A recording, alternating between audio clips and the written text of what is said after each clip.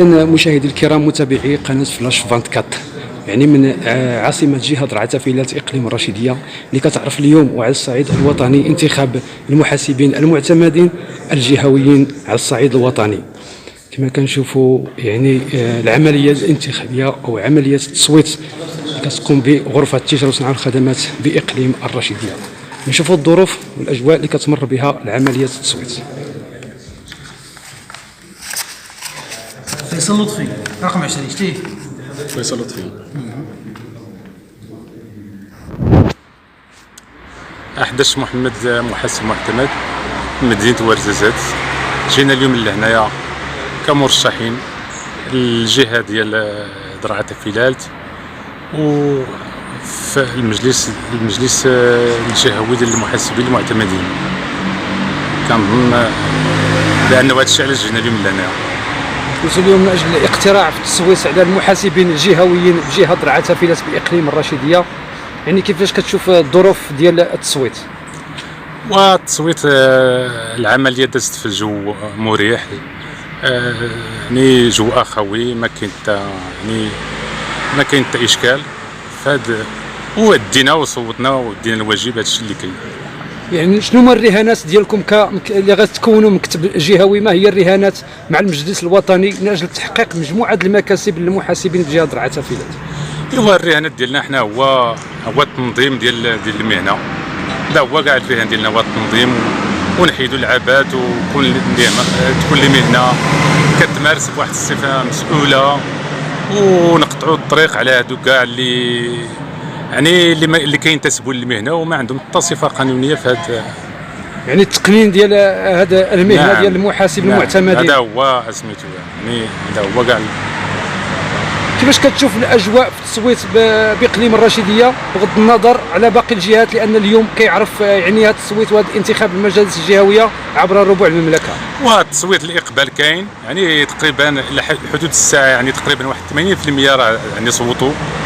يعني الاقبال راه كاين، واللي الاخوان اللي ما صوتوش يعني راه كتبقى تيبقى الاشكال ديال اداء الواجبات. شحال من واحد دابا ماشي لانه باش تصوت، باش يكون عندك حق التصويت خاصك تكون اديتي الواجبات واديتي، يعني باش يكون عندك، يعني اللي ما اداش الواجبات يعني راه ما عندوش الحق باش يصوت وما عندوش الحق باش يشارك في هذه العمليه الانتخابيه. للاسف انه مجموعه من الاساتذه يعني راه ما انضموش، وكنتمناو حنا ان شاء الله المره اخرى باش نيسروا، الى ان شاء الله كنا باش نيسروا الامور باش تكمل الامور مستقبلا ان شاء الله، وكل شيء نخرط في العمليه بصفه ايجابيه ان شاء الله. يعني الانتخاب ديال اليوم ما كيكونش تصويت يعني مفتوح على الجميع، كاين هناك قانون، ربما قانون ديال الانخراطات ديال مجموعه ديال نعم. اي مهنه كاي مهنه وكهيئه اللي هي منظمه، يعني كما المهن اللي عندهم واحد اطار قانوني، يعني راه لابد يعني باش تشارك في العمليه خصك يكون عندك، خصك تكون اديتي الواجبات ديال الهيئه، يعني ديتي، يعني ما يمكنش انت ما اديتيش وما يمكنش تشارك في العمل. هذا هو القانون ديال سميتو ديال المنظمه عندنا، ديال المنظمه المهنيه وسائر كاع الهيئات المهنيه، راه كتشي اللي تيكون. نعم، شكرا لك على كل هذا التوضيح، شكرا، بارك ونتمنى لكم التوفيق ان شاء الله. السلام عليكم، معكم الاستاذ بسلام، محاسب معتمد في ورزازات. كما تعرفوا جميعا اليوم هو اليوم اللي كان منظم على اساس انه انتخابات جهويه على الصعيد الوطني لاختيار اعضاء المجالس الجهويه ديال الهيئه المحاسبين المعتمدين في المغرب. وبالتالي بانه حضرنا اليوم في الرشيديه من اجل هذه الانتخابات، وبالتالي انه شنقول بانه التصويت جا مزيان وداز في ظروف مزيانه، ما كاين لا مشكل لا حتى حاجه، كلشي مزيان. وبالتالي انه كنتمنى التوفيق للجميع. السلام عليكم. كيف كتشوف الظروف ديال التصويت وكذلك الاقبال ديال المحاسبين من اجل التصويت؟ تقريبا غنقول لك الاقبال اللي كان اللي مسجلين دابا اللي كاينين وكاين واللي كان منتظر في اللوائح انه حضروا تقريبا واحد 98 ولا 97% اللي حضروا، لانه الاقليم كله عرفتوا الجهه هي شاسعه، وكان هذوك 3 ولا 4 اللي ما حضروش عندهم التزامات مهنيه، لانه الجهه شويه شاسعه من اقليم ميدل حتى لاقليم ورزازات. حنا راه مازلنا في منتصف النهار، يعني مازال في هذا المساء نلاحظوا. نتمنوا من الخير لانه يجيو هاد الثلاثه ولا اربعه اللي باقيو يديروا في الصوت ديالهم، وفي امس الحاجه لهذا التصويت هذا باش ننظم باش يكون هذا. لانه علاش؟ لانه هاد الانتخابات جاو في واحد ظروف معينه على اساس انه تنظم هذه المهنه هذه، وبدينا شحال هذه في المجلس الوطني، ودابا جاء ارساء ديال المجالس الجهويه لاتمام هذه العمليه ديال هذا التاطير ديال هذه المهنه ان شاء الله في المستقبل. انتم كمحاسبين معتمدين في جهه درعا تافيلات، شنو هي الرهانات ديالكم على التصويت على هاد الاعضاء ديال المجلس؟ ماذا الترافع ديالهم من اجل ان تحققوا مجموعه ديال الامور اللي هي داخل المهنه ديالكم ديال المحاسبين المعتمدين؟ وبالنسبه للرهانات كثيره، لانه كتعرفوا دابا المقاول في المغرب، وبالنسبه للمحاسبه برمتها راه هناك مشاكل كثيره، وبالتالي لانه كنتمنى ان هاد المجالس الجهويه بالتنسيق مع المجلس الوطني نمشيو على ابعد ما يمكن تحقيق لهاد الناس هادو واحد الفئه واحد الفئه عريضه ديال هاد المحاسبين المعتمدين. إلا جيتي تشوف الخريطه ديال المهنه، ان هاد المحاسب المعتمد راه عنده دور كبير بزاف في هاد المهنه هذه ديال المحاسبه على الصعيد الوطني. نعم، شكرا لك على كل هذا التوضيح. تحيه لك. محمد العلوي، عضو المجلس الوطني للمنظمه المهنيه للمحاسبين المعتمدين ورئيس فرع التصويت بجهه درعا تافيلات. اليوم كنا موعد مع عمليه اقتراع وانتخاب مكتب الفرع او لجهه درعا تافيلات.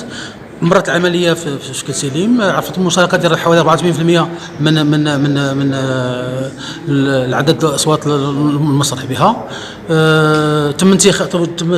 مرت العمليه في ظروف سليمه جدا، وفي متعاون الاخوان والاخوات بينهم، والحمد لله فرزت لنا على مكتب اللي كنتمنى ان شاء الله انه يحمل على عاتق ديالو المهام الكبيره ديال ترسيم او ارساء قواعد الممارسه المهنيه على المستوى الجهوي. بطبيعه الحال بدايه من محاربه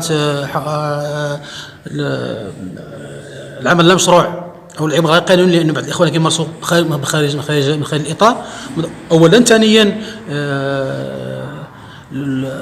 رفع المستوى ديال المحاسب عن طريق تكوين المستمر طبقا للمواد ديال القانون، خصوصا النظام الداخلي. وبطبيعه الحال كنا امل ان شاء الله ان هذه الجهه نرفعوا بها القدام في يخص هذه المهنه. شكرا لك استاذ على كل هذه التوضيحات، ونتمنى لكم التوفيق ان شاء الله. شكرا. السلام عليكم. تنشكروا فلاش 24 على الحضور ديالها وتقييم الاجواء.